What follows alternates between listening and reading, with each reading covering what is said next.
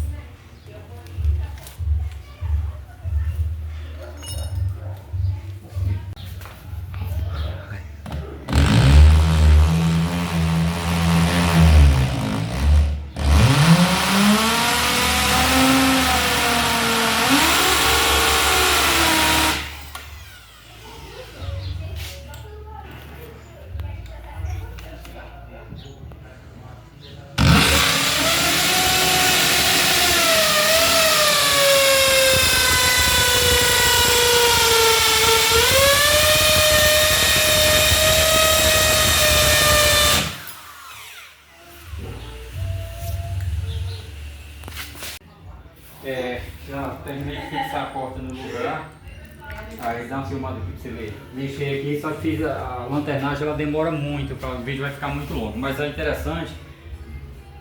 O interessante é que a porta está no lugar, está fixa, está funcionando. Aí só vou pintar. Essa parte demora muito, então não vai dar para fazer. Mas olha aqui, ó. Ela estava caindo. Olha aí. Viu só? Porta de geladeira, hein? Ó. Beleza? Tá no lugar. Agora eu só vou lanternar. Funcionando, ela tá normal. Lavando as peças, tá ali para lavar, para colocar no lugar.